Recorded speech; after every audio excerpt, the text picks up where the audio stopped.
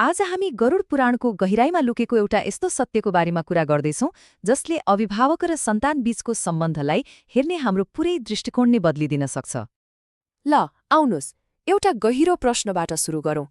हाम्रो जीवनमा छोरा किन आउँछ?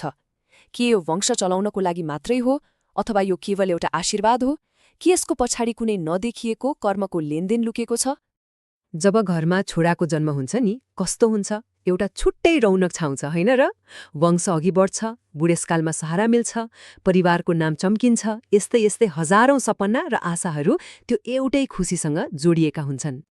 तर यही प्रेम, यही माया जब हदभन्दा बढी हुन्छ तब त्यसलाई भनिन्छ पुत्रमोह।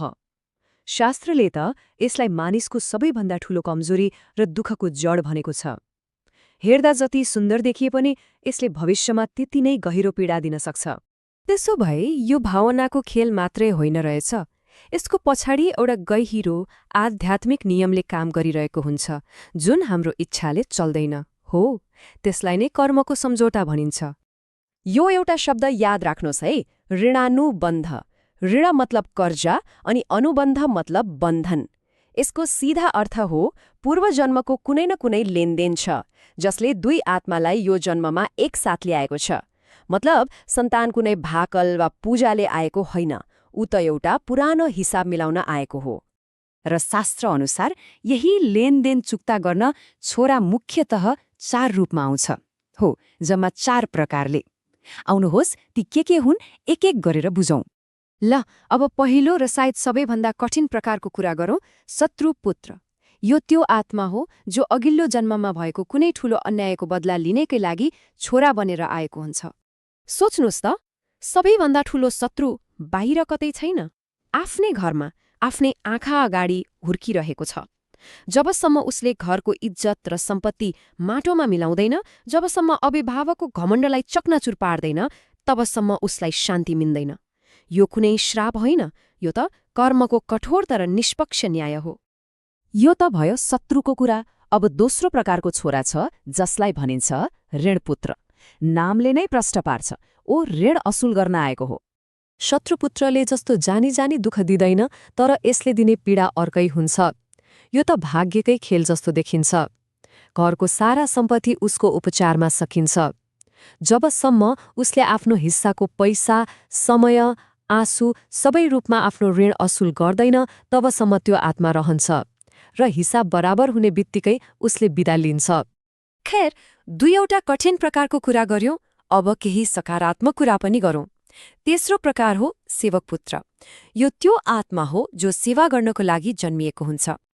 कल्पना गर्नुहोस् त, अघिल्लो जन्ममा तपाईले कसैलाई निस्वार्थ भावले ठूलो सहयोग गर्नुभयो, कुनै सङ्कटबाट बचाउनुभयो। हो, त्यही गुण तिर्न त्यो आत्मा यो जन्ममा छोरा बनेर आएको हो।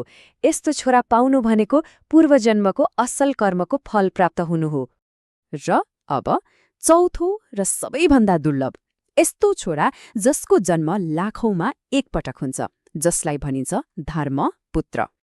यो छोरा परिवारको मात्र हुँदैन, यो त सारा संसारको लागि जन्मिएको हुन्छ।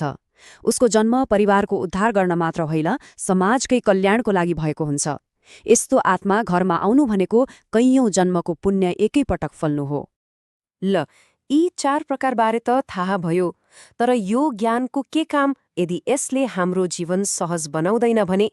अब यसलाई व्यवहारमा कसरी उतार्ने र मनमा शान्ति कसरी पाउने, त्यसबारे कुरा गरौं। हेर्नुस् त, जबसम्म हामी छोरालाई मेरो भन्छौं र ऊबाट अपेक्षा राख्छौं, त्यो मोह हो। तर जब हामी उसलाई एक स्वतन्त्र आत्माको रूपमा हेर्छौं र आफ्नो कर्तव्य मात्र पूरा गर्छौं, त्यो करुणा बन्छ। मोहले बान्छ र दुःख दिन्छ, तर करुणाले स्वतन्त्र बनाउँछ र शान्ति दिन्छ। भगवद् गीतामा पनि त यही भनिएको छ नि, होइन र? कर्म गर तर फलको आशा नगर। अभिभावकको धर्म निभाउनुहोस्, प्रेमले पालन पोषण गर्नुहोस्, तर छोराबाट केही पाउने अपेक्षा नराख्नुहोस्, किनकि अपेक्षाले नै पीडा जन्माउँछ। त्यसो भए यो कर्मको चक्करबाट बाहिर निस्केर मनमा शान्ति ल्याउने व्यावहारिक बाटो के त? ल, अब त्यसैमा केन्द्रित हौं। यो एकदमै सरल छ, जम्मा 4वटा चरण। पहिलो, यो कर्मको लेनदेन हो भनेर स्वीकार्नुहोस्।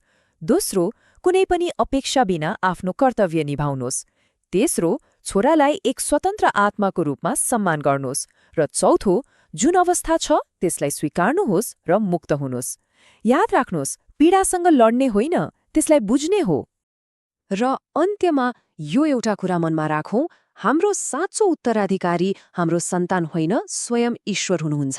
आफ्नो छोरालाई प्रेमले हुर्काउनुहोस्, तर यो कहिल्यै नबिर्सनुहोस् कि ऊ पनि र हामी पनि अन्ततः त्यही परम शक्तिकै अंश हौं र हाम्रो यात्रा पनि उही परमात्मासम्म पुग्नु हो।